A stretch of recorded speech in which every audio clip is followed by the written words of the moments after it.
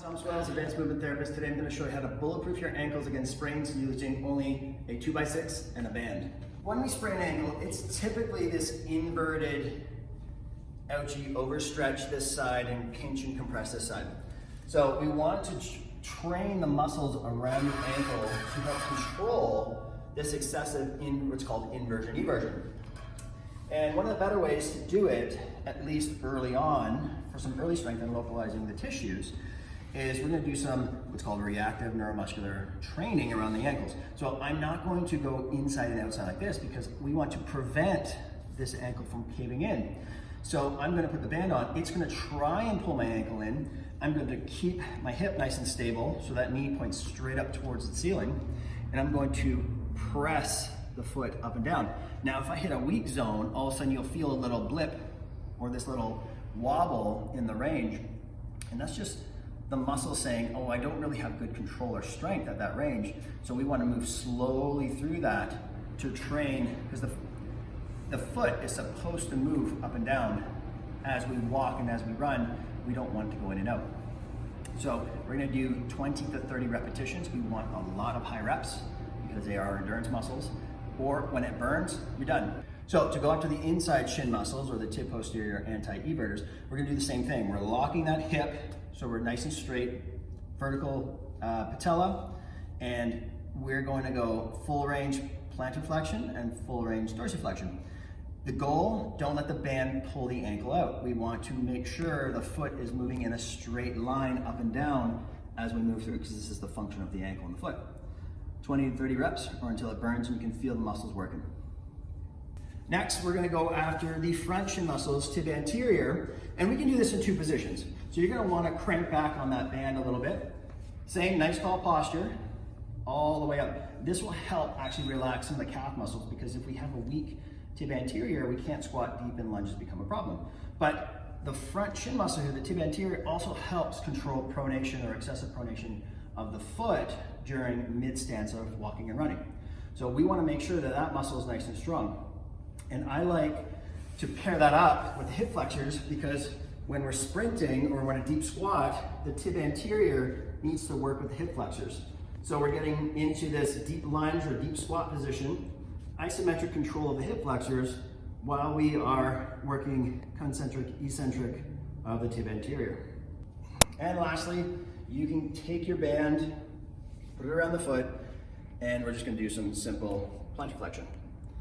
Now, this isn't as functional as it would be if we were doing this in a close kinetic chain or on our toes for calf raises, but in early rehabilitation or just some general strength, we can do this in an open kinetic chain or just the foot's floating around in space, pressing onto some resistance.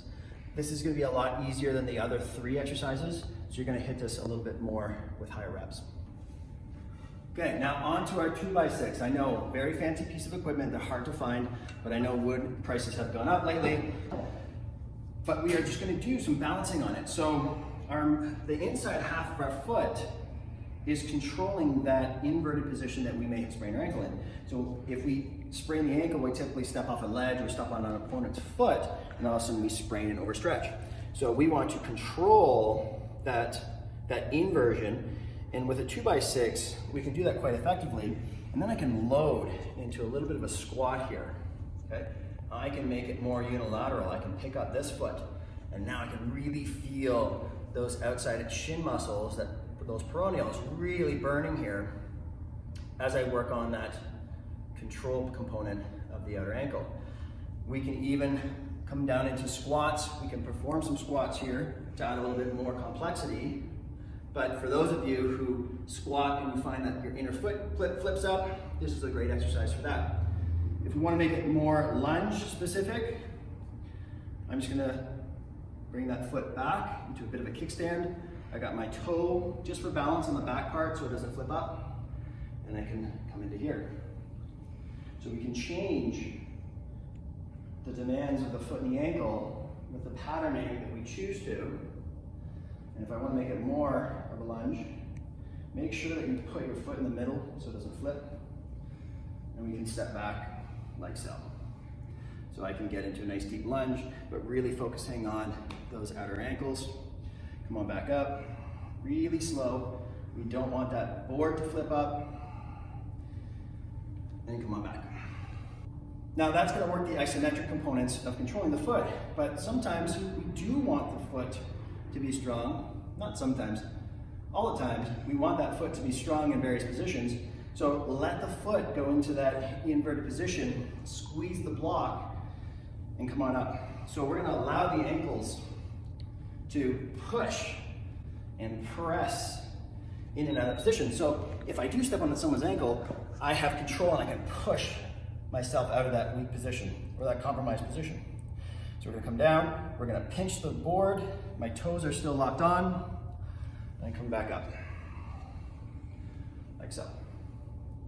And then lastly, we're just gonna get onto the balls of our feet and we're gonna strengthen up the plantar flexors in an isometric position, working on intrinsic control of the foot, coming on down, kind of sitting on the heels if you can.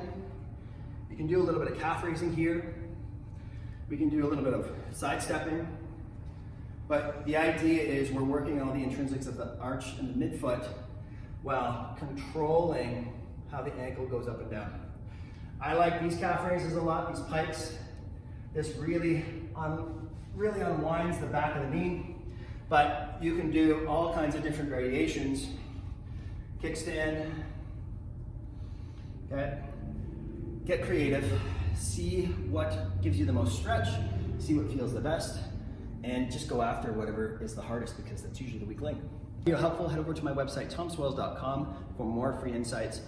If you have more specific needs, locate an advanced movement therapist near you.